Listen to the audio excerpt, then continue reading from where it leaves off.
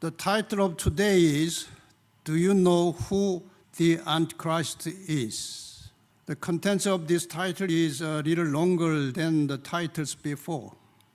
So I need some more time to explain this title. Please understand little time delay today. We are in a battle between good and evil. There are always allies and enemies in the battle. If we cannot distinguish who our enemies are, we are bound to lose the war. Daniel 7 reveals the power of that opposes God and persecutes his people, and his power ruled in the past, rules in the present, and will continue to rule in the future. Since it is related to Daniel chapter 2, which we studied yesterday, let's briefly review it this evening.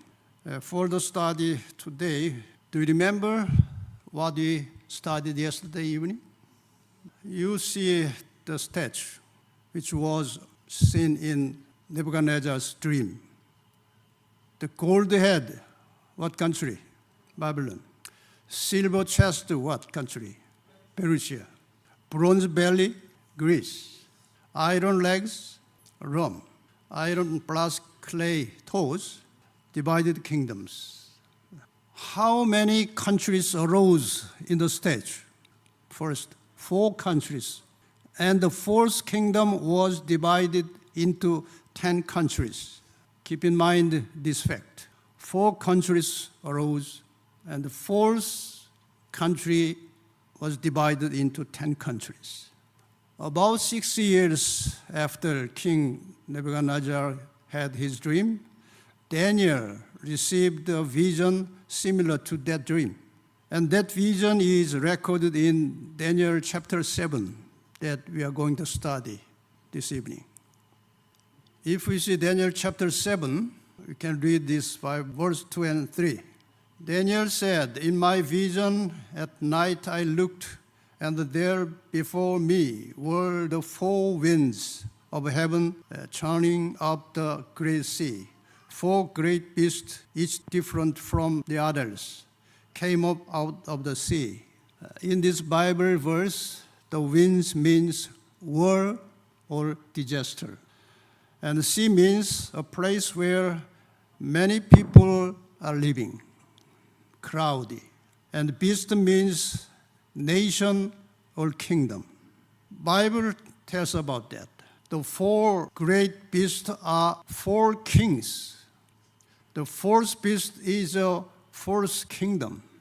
Based on this Bible verse, we can say the beast means nation or kingdom. The first beast in the vision of Daniel was lion with eagle wings. The second beast is bear, raised up on one side with, and 3 ribs in mouth. That is second beast. Third beast is leopard, that has 4 heads with 4 wings. And the last, the 4th beast is monster. No name there, just I named the name, monster. Has 10 horns with iron teeth. The 4th kingdom of the stage was the iron kingdom, having 10 toes iron and clay mixed together. 4 beasts symbolizing 4 kingdoms come out of the sea, implying that they are in the same sequence. The 4th beast has 10 horns. The 10 horns are corresponded to the 10 toes of the statue in Daniel chapter 2. Now let's compare the statue and the 4 beasts. This is the statue Daniel in Daniel chapter 2. When you compare Daniel 2 and 7, their sequence align with each other and their message is the same. The lion represents Babylon. The bear is Persia. The 4-headed leopard is Greece. And the 10-horned monster is the Roman Empire. The 10 horns of the first beast correspond with the 10 toes on the stage.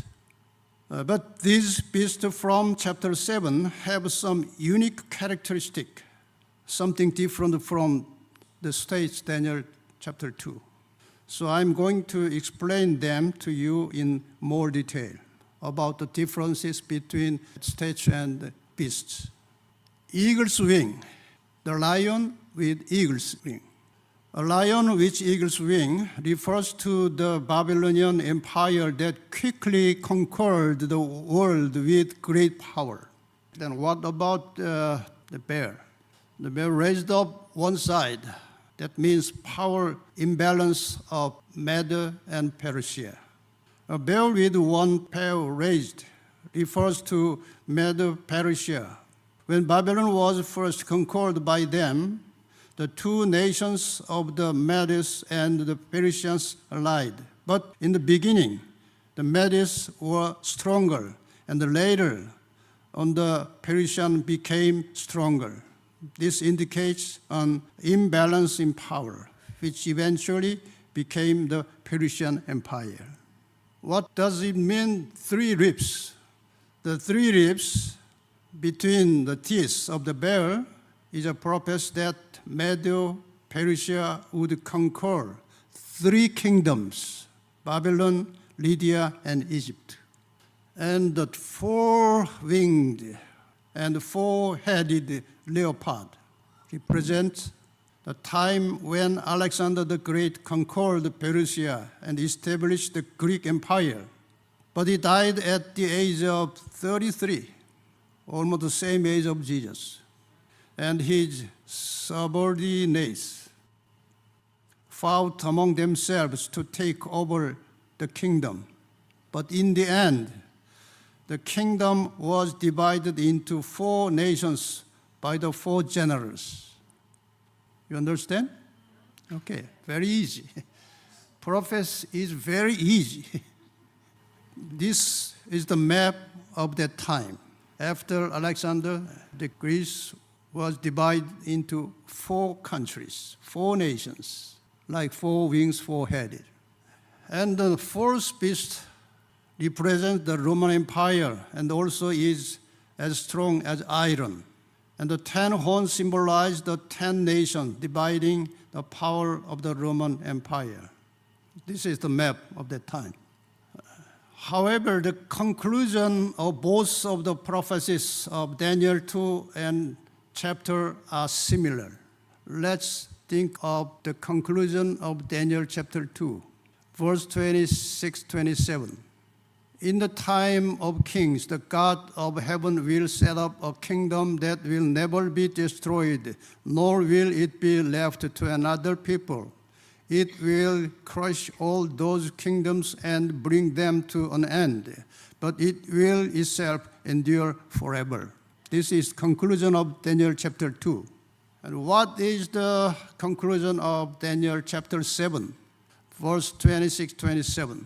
But the court will sit, and his power will be taken away and completely destroyed forever.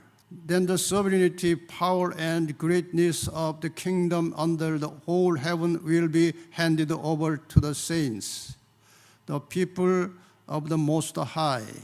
His kingdom will be an everlasting kingdom, and all rulers will worship and obey him. The conclusions of Daniel 2 and 7 both mean man's kingdom will eventually end and God's eternal kingdom will be established. But Daniel chapter 7 prophesies that man's kingdom will end with God's judgment, and his kingdom will be established forever. If we describe by the picture of the conclusion of Daniel 2, Jesus' second coming. And the conclusion of Daniel 7 is final judgment. The history of the sinful human nation that opposes God and persecutes its people will end with God's judgment and the second coming. This is the conclusion of Daniel chapter 2 and 7. Up to this point, Daniel chapter 2 and 7 refers to the same history. Then what is the purpose of recording Daniel chapter 7? It is to reveal the little horn power. Little horn power. So we have to focus on the little horn this evening. If we look at Daniel chapter 7 from historical perspective of the great conflict between good and evil, it is like this. I spent a long time, a lot of times, to make this chart. In this chart, a lot of things included this chart. You can see all human history here. Do you understand? The commander of good is Jesus Christ, symbolized as the Lamb. The commander of evil is Satan, symbolized as the dragon. The history of Israelite who would give birth to the Messiah, Jesus Christ, who is the offspring of the woman, is written in the Old Testament. And Satan attacked Israel, wanting to prevent the birth of Jesus. He used Babylon, Persia, Greece, and the Roman Empire to attack Israel. You understand why Satan attacked the Israel? You understand? During this era of Roman Empire, Jesus was born as the offering of the woman, offspring of the woman.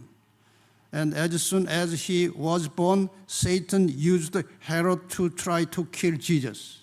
Jesus was put to death on the cross, according to the Roman death penalty system.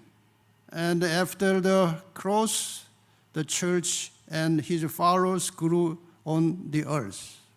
After crucifixion, church was born and was growing.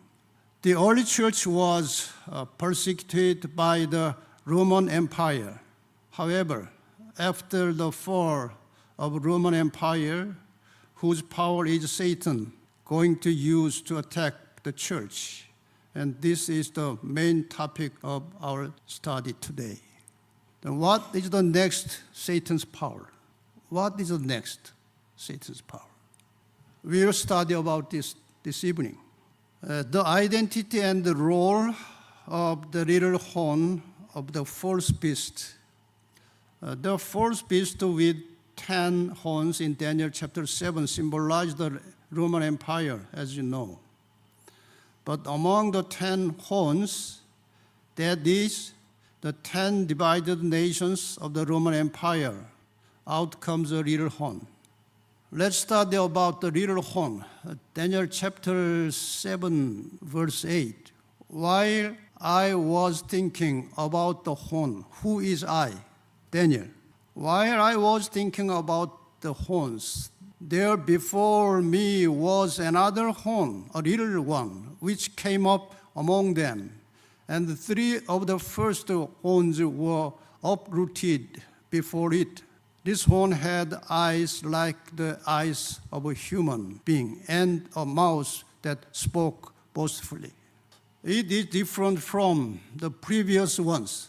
First, the beast and the nations were purely political nations, but the little horn ruled as a nation with both political and religious power. The first beast has 10 horns. Among the 10 horns, one little horn arose. Among the characteristics of the little horn, we must focus on things. First, it opposes God, and the second, it harasses, persecutes, and imposes power over God's people. Let's read some more. Verse 24-25. After them another king will arise, different from the earlier ones. He will subdue 3 kings. He will speak against the Most High and oppress his holy people and try to change the set times and the laws. the holy people will be delivered into his hands for times and half a time. We need to learn about when the little horn comes and where it comes from. Who is the little horn? Who is the little horn? The little horn must appear after the division of the Roman Empire. Is that right? The 10 horns that symbolize the divided countries are mainly European countries. So the little horn must come from Europe, right? This little horn must come from Europe. There must be a history of a persecution of God's people, okay? There is only one power, kingdom, that 100% satisfies these three conditions. It is Roman Catholic Church, which practiced political power for over 1,000 years during the Middle Ages. Here I brought some article from Korean newspaper, 1994, November 18. Let me read this. The Catholic Church of the Western Middle Ages was the world. The Vatican was the world government, and the Pope was the head of state of all Western European countries. In particular, the power of the Church reached its peak in the 13th century. The authority of the Church has expanded to include the world, and the Church has come to decide everything at that time. How powerful. Of course, there are many sincere, faithful people in the Catholic Church. I believe it. There are many Catholic people who will learn the truth and will be saved in the future. I hope so. I'm not referring to the Catholic people or Pope, but the organization and the system of the Catholic Church as a whole, and the direction and the purpose that the Church is ultimately pursuing to oppose God. Take a look at the former slide.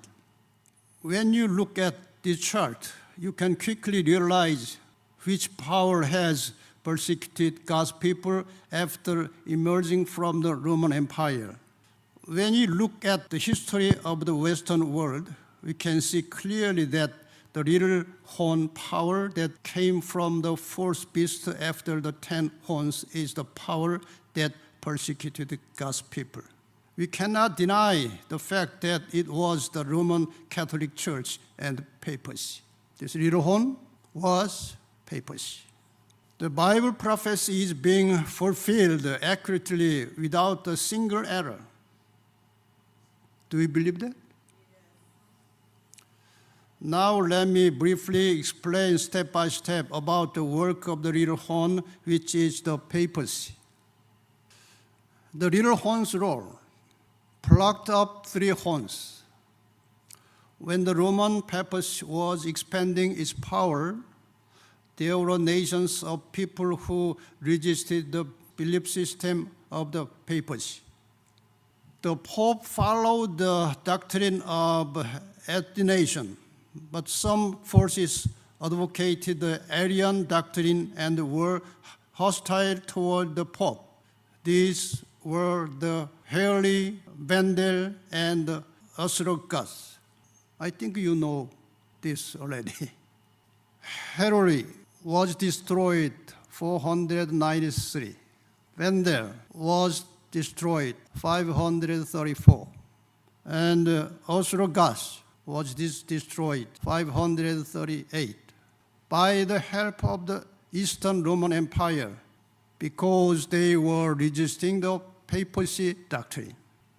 The last force to oppose the Pope was the Ostrogas, and one history book records how the Ostrogas fell. This is very important to document. The Ostrogas who were besieging Rome suddenly retreated due to internal circumstances. Eastern Roman Empire's general Belisarius pursued and attacked the Gothic army. The Gothic army's damage was enormous, In addition to those who died during the battle, there were many who drowned in the Tiber River, thus ending the siege of Rome on mid-March 538 AD, which lasted 1 year and 9 days. So it was the year 538 AD when the papacy began to rule the world without any resistance. Because of that, this year, 538, is very, very important. You remember this year.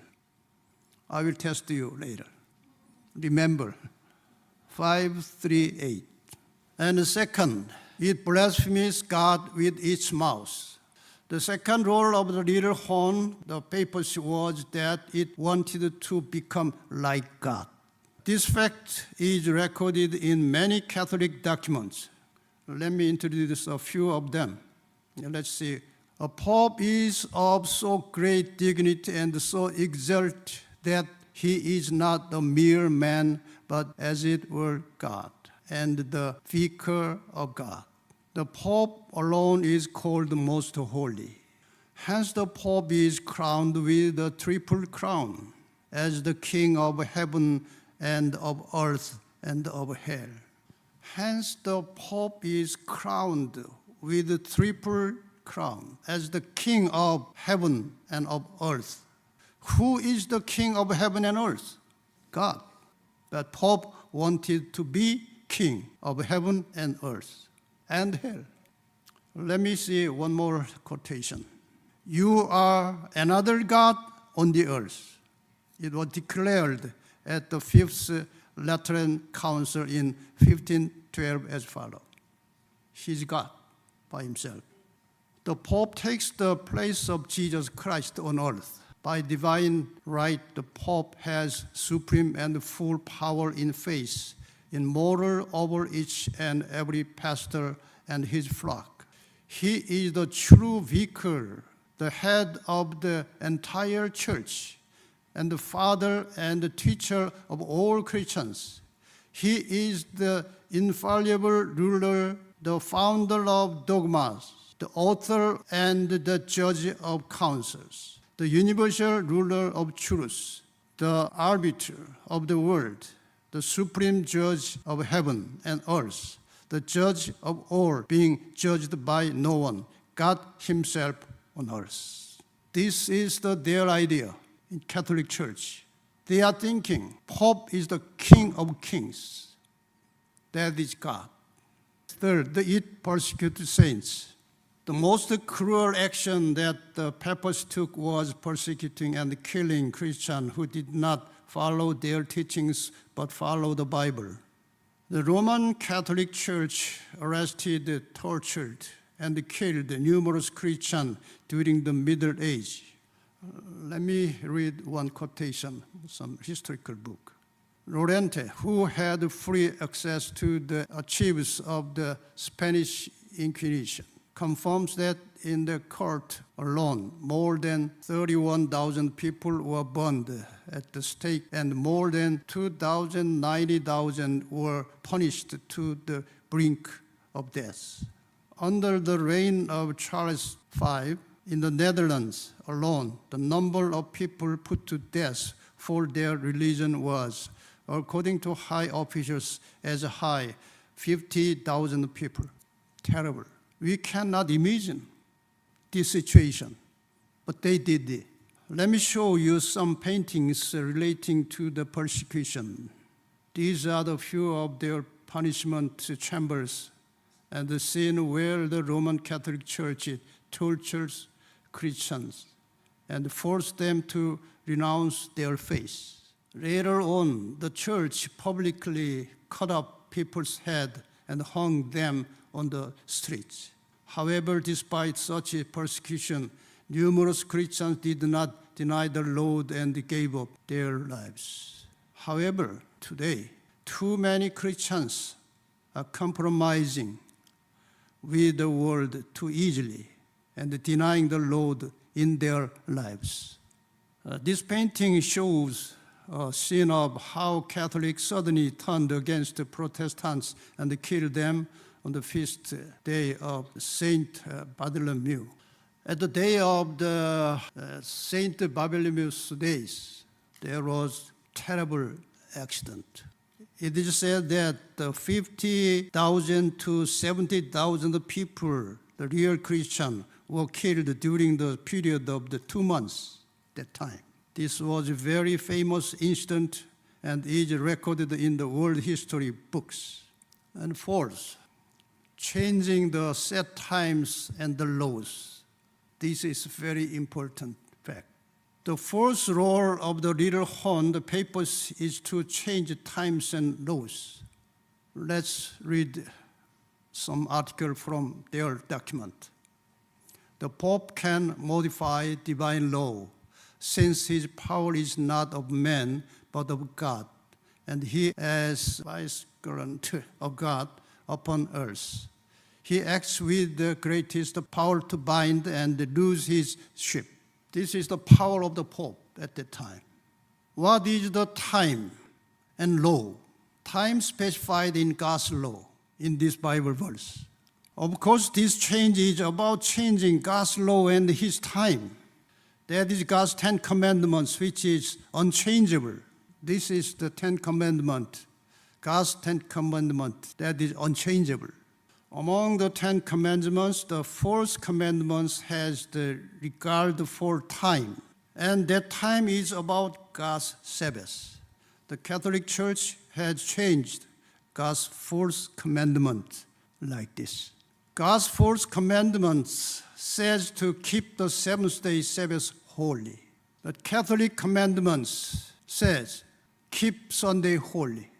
Ezekiel chapter 20, verse 12. Moreover, I also gave them my Sabbaths to be a sign between them and me, and they might know that I am the Lord who sanctifies them. Mark 2, chapter 2, verse 28. Therefore, the Son of Man is also Lord of the Sabbath. Only the Lord of the Sabbath can change the Sabbath. Is that right? Because he is the Lord of the Sabbath. This article is from Catholic Catechism for Converts. Question: which day is the Sabbath? Answer: Saturday is the Sabbath. Question: why do we celebrate Sunday instead of Saturday? Answer: this is because the Catholic Church moved its dignity from Saturday to Sunday at the Synod of Laodicea. The Sabbath was changed, not by God, but some conclusion of some meeting. This is real history. Because of that, as the result, we have 2 Ten Commandments in this world. Let's compare the fourth of God's commandments and the third of Catholic commandments. In God's commandments, the fourth commandments, remember the Sabbath day and keep it holy. But in Catholic 10 Commandments, remember to keep holy the Lord's Day. Since the Catholic Church has and worship statue and idol, they deleted the second commandment. You cannot find the second commandment in the Catholic 10 Commandments. So then they divided the 10 commandments into 2 to create the 10 commandments. You look at these 2 commandments. What do you want to keep between the 2? If you are a real Christian, you should follow and obey God's commandment. The time of persecution, the period of persecution, times and half a time. Here we must understand the word time. Let's see this Bible verse, Daniel chapter 11, verse 13. And the king of the north shall return, and shall set forth a multitude greater than the former, and he shall come on at the end of the times, even of years. Times and years. According to this word, a time equals 1 year. Times even of years. When will be finished the persecution of the papacy? We are going to think about this. Times and half a time means 3.5 years, is 42 months, is 1,260 days. In the Bible, 1 month is always 30 days. Because of that, 42 months is 1,260 days.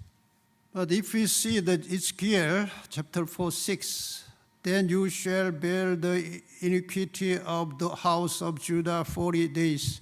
I have laid on you a day for each year. According to these Bible verses, 1 day, 1 year. You understand? 1 day is 1 year.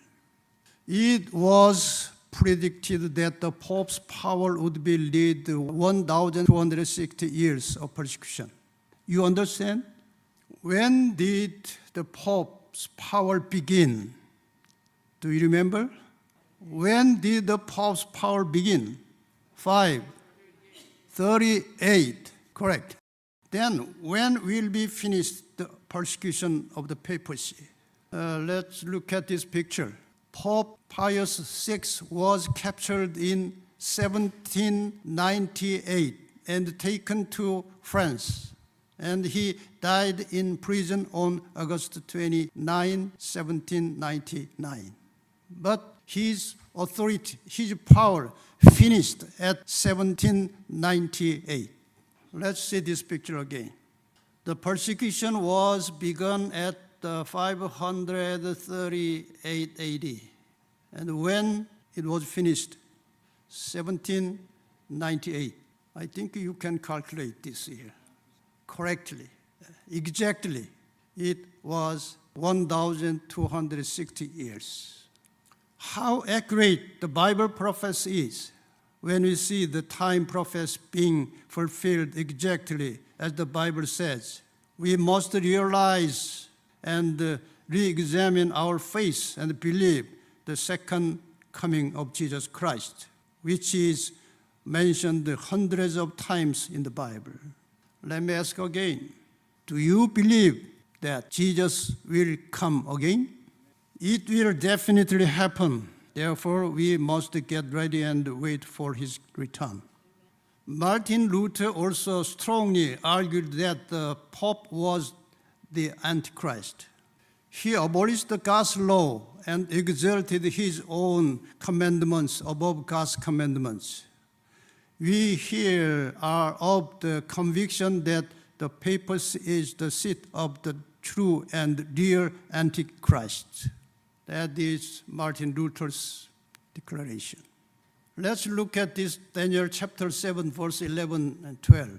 I watched then because of the sound of the pompous words which the little horn was speaking. I watched till the beast was slain, and its body destroyed and given to the burning flame. As for the rest, the beast, they had their dominion taken away. Yet their lives were prolonged for a season and a time. This is very difficult Bible verse to interpret. Let me tell you the conclusion of this Bible verse. The Bible tells us that the life of this fallen papacy will come back to life. This Bible verse is talking about that. If we have some time, we had to study the Revelation chapter 13, but we don't have time to study that Revelation chapter 13. But you can read that interpretation in this book. About 170 years before the fall of the papacy, the English Puritans fled to the United States, where you live, to escape from the persecution of the Catholic Church and the Church of England. But the surprising thing is that this papacy, which seemed to be dead, was revived through the Lateran Treaty with Italy in 1929 and will control the world again. His power resurrected in 1929, and you can see how his power is now. Revelation 13 prophesies that the deadly wound of the papacy had been healed, and the whole world will follow him.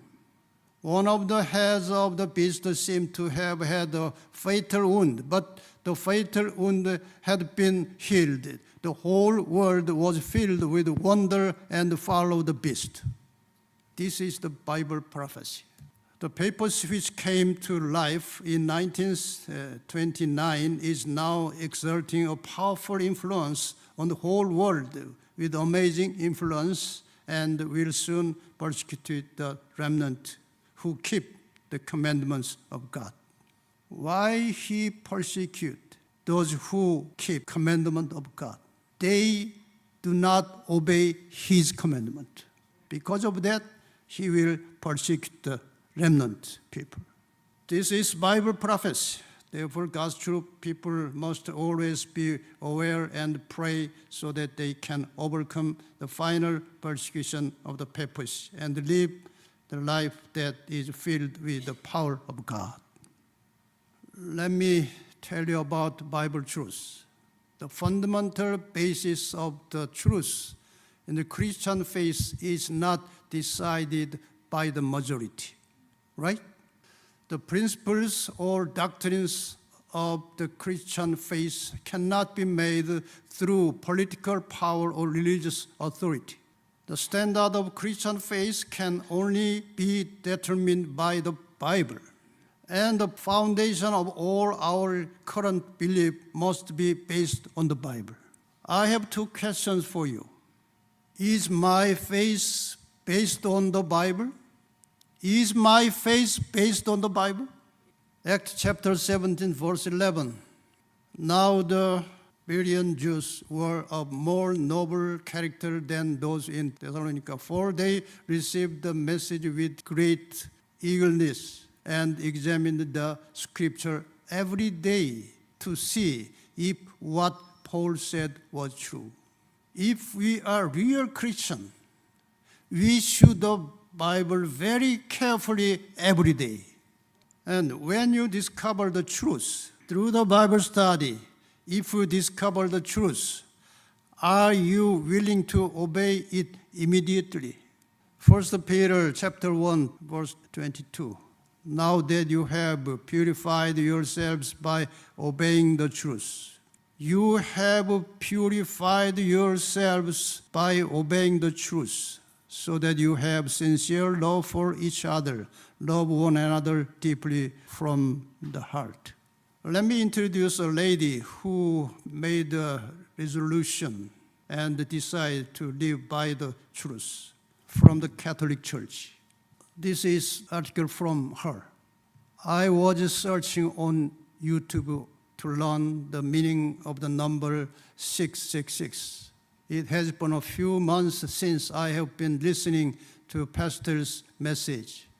Since I had lived as a Catholic for a long time and had led all of my family members to Catholic Church, the words of truth came as a huge shock to me. I realized that all the events and the processes that changed the Sabbath to Sunday were terribly evil and sin. And the more I listened to the word, the more my body and mind struggled in pain due to the tremendous conflict with everything in the church which I was a member of. However, by the grace of God, I now have the desire to stand on the side of the Bible truth and decided to convert to Adventism. At first, there was a Sabbath church near Changsong where I live, so I tried to contact them and visit the church, but I couldn't reach anymore. So I got to thinking that I should worship online for my church. And I would like to receive help through various valuable books. There is a long time after this. But after all, this lady finally got baptized and became a member of the Seventh-day Adventist Church. And this year, her son also received the baptism and joined our church. This is the picture. When she was baptized, she and her church invited me to baptize her, like you. Once again, I would like to ask you a question, and you must make a decision for yourself. You have the decision yourself. Let me give some more question. Please think about this question sincerely. As a Christian, are you looking for the truth of the Bible? Second question. If you discover the truth, are you prepared to make a sacrifice to obey the truth? Third, if this sacrifice demands death, do you have enough faith to even give up your life as martyr? Very weak answer. We have to say yes. That is Christian. Matthew chapter 10, verse 39. Whoever finds their life will lose it, and whoever loses their life for my sake will find it. This is Bible truth.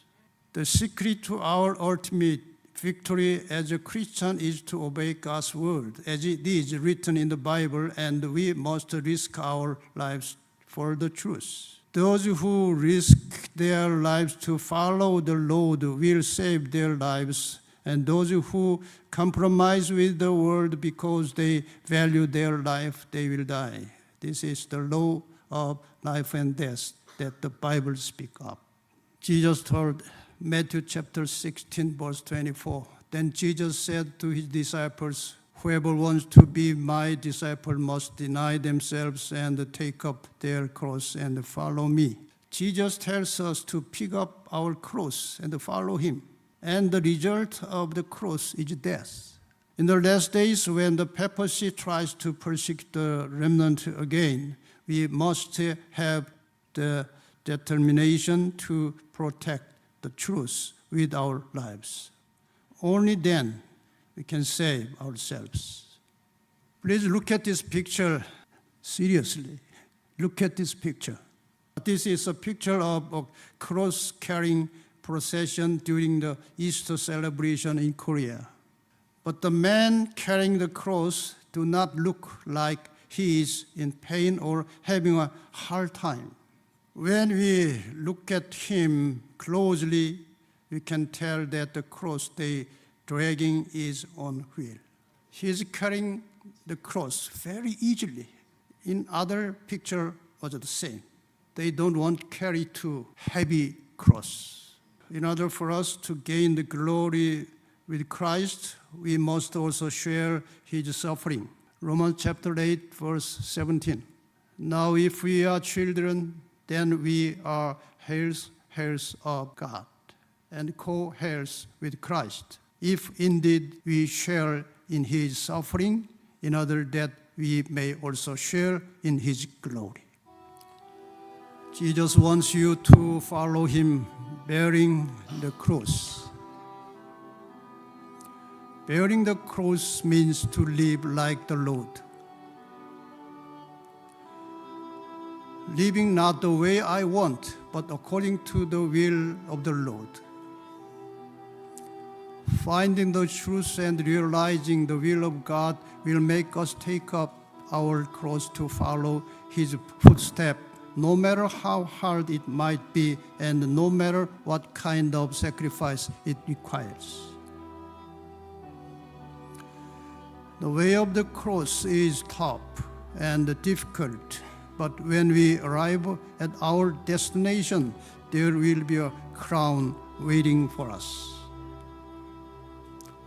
Just as the Lord carried the cross and eventually died, to live according to the Lord, who is the way, the truth, and the life, means giving up one's life. For whoever wants to save their life will lose it, but whoever loses their life for me will find it. Carrying the cross means to be nailed to the cross like Jesus was.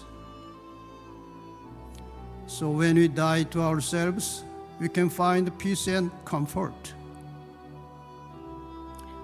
Carrying the cross means to live our lives with our eyes fixed on Jesus Christ. This is the message of tonight.